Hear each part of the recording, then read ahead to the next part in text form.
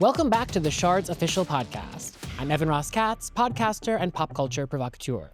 Joining me today is none other than the incomparable Evan Rachel Wood and Wes Bentley.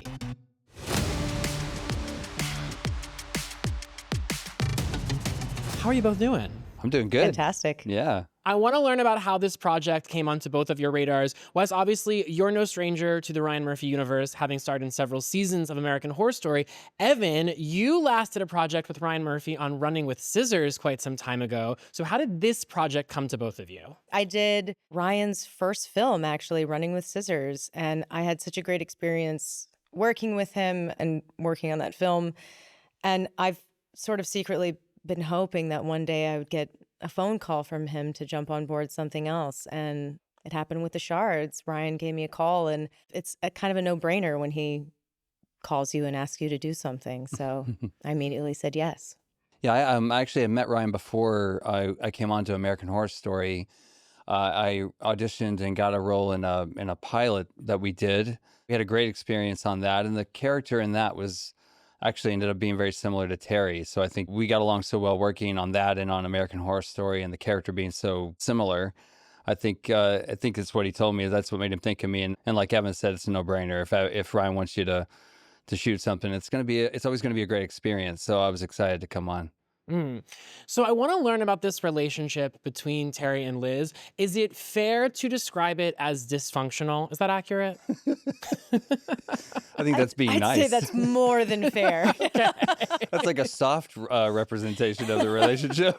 Yeah, demented, Yeah, on a good day, is also dysfunction. appropriate. Demented. Yeah.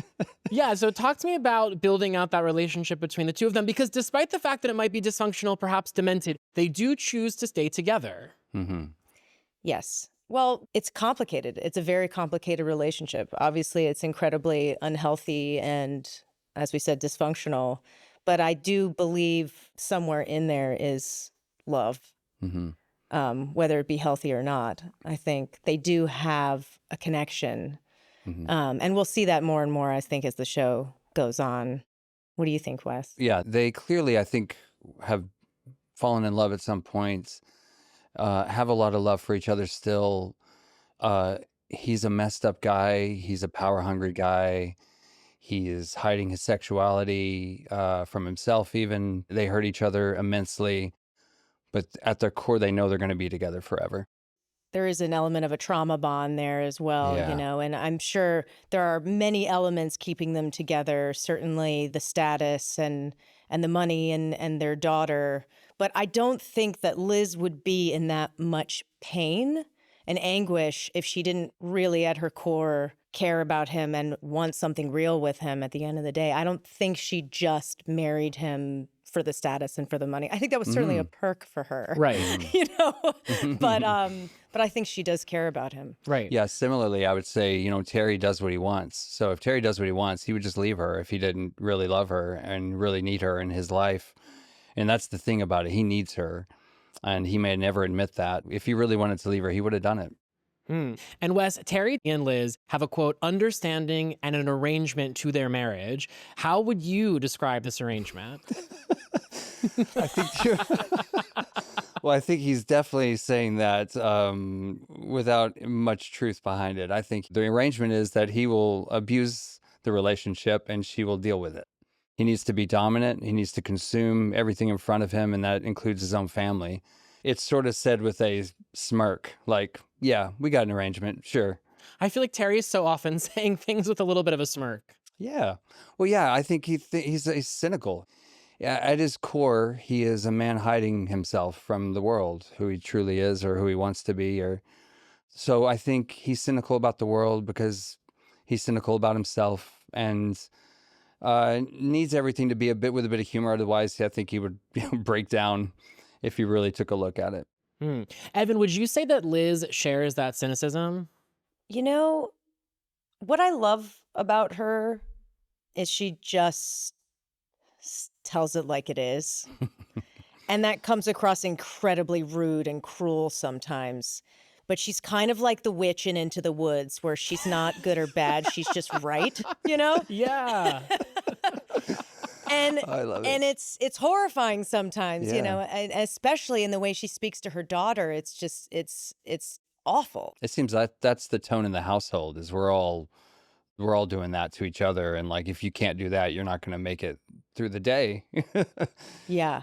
Liz believes the world is cruel and it will swallow you up unless you know how to survive and if you become a shark.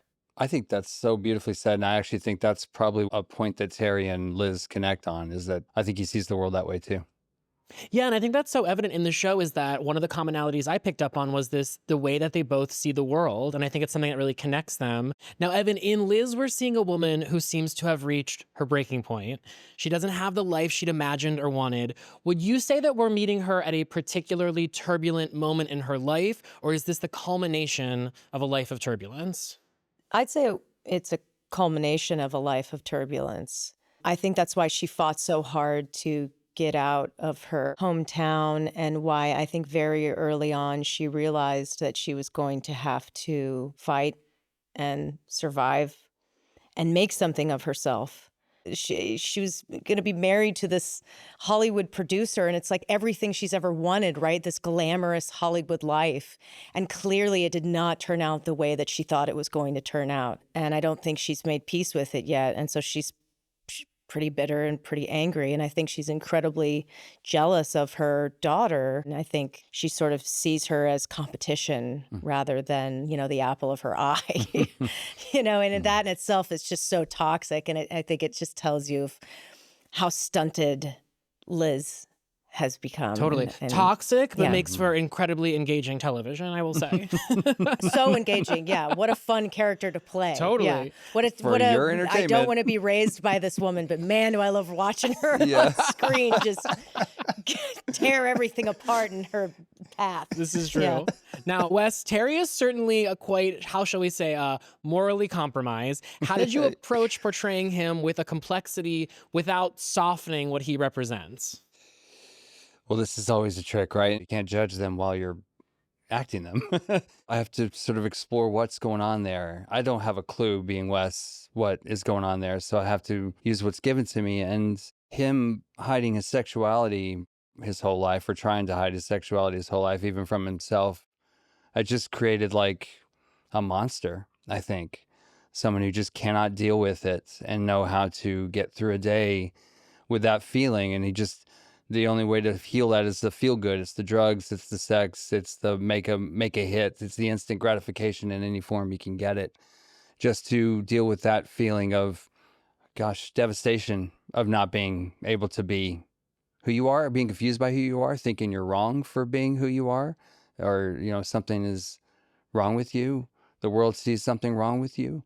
And that pain is, I think, too immense for him to deal with. And so he covers it with a lot of drugs, alcohol, and sex and power games. It's interesting what you're talking about because by giving him that underbelly and sort of the reasoning behind his impulses, it makes him not just appear as a villain on the show. It makes you recognize the fact that Terry and Liz both have had these experiences that have shaped who they are. And it's fun that we get to explore some of those. Now, I want to bring Hayes into the conversation here. So Hayes, who plays your daughter, both Terry and Liz treat their daughter as an extraneous member of the family. They're nice to her when it benefits them or makes them feel better. And Hayes, who plays your daughter, it's her first time acting. And so I'm wondering, was it difficult for you both to have to be so duplicitous to the newbie? Yes. Yeah. Yes. Yeah. She's so lovely.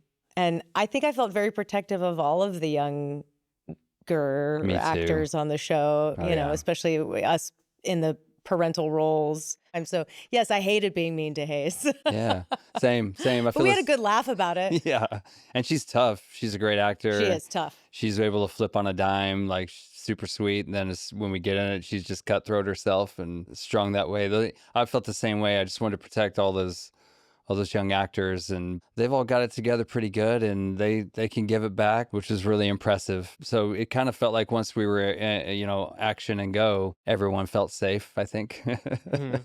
Speaking of the action and go, do you both remember your first day on set? Yeah, my first day was in the hot tub. So in a Speedo, walking around with a bunch of 20-year-old, good-looking, fit people. My first day was in a Speedo is just the best. Yeah, one-liner. Like, Welcome to Terry. Yeah. so fitting for the show. Yeah. Yeah. Yeah. Just creeping out the kids from day one. What about for you, Evan? I want to say my first scene, I think my first scene was the one with Hayes and Liz's. Oh, honey. Men. All your meaningless flirtations you think will get you somewhere and make you Okay, happy. just give me the compact and have another Chablis, Mom. Wow, what a way to begin.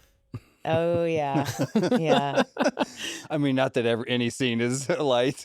This is true. Yeah. It's definitely one of those projects, though, because it's so immersive. Like the Yeah. sets. Yes. The second you walk in, Yeah.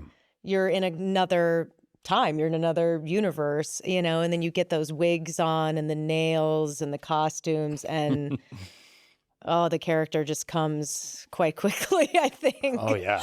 You Agreed. fall right into it. Yeah. We have to talk about that wig. Liz's wig. I mean, Steven's wig and Liz's wig need their own podcast, quite frankly. But can you talk about Steven's wig. Steven's wig? Come on now. Yeah. But can They you were talk both about great. how putting Liz's wig on, like sort of how that helped you find the character? For me, acting feels like channeling sometimes, and I don't quite know what I'm going to do until I'm in hair and makeup and in the costumes and on the set. And then you go, okay, I have these nails, so maybe I do these different things with my hands, and maybe I sit a little differently in this dress, and this wig makes me feel a certain way. You know, you just start to feel it, and then out pops this character, you know? I want to close out by asking about some fun on-set experiences. Now, before we hit record on this podcast, you were talking about some musical theater sing-alongs. But yeah, I want to learn more sort of about the vibe on set. I get the sense from talking to the actors on this show that this was a particularly close-knit group.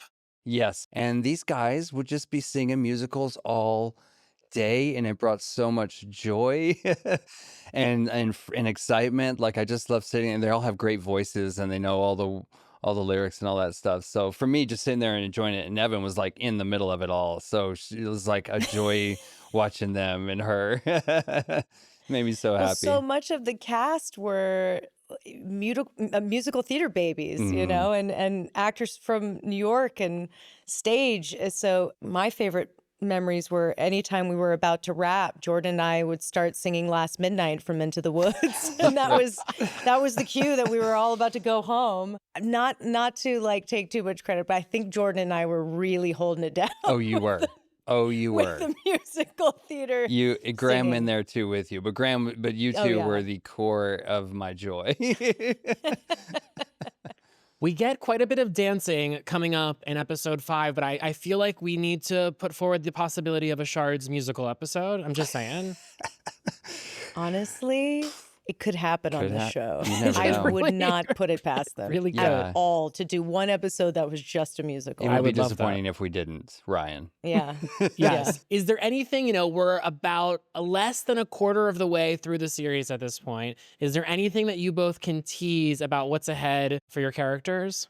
Unraveling. To say the least. And unraveling. Yeah, I think that's the best way to put it. Concise. Well, thank you both so much. I really appreciate your time and congratulations on the show. Thank you so much. Thank you Thanks so for having much. us. Yeah, so much fun.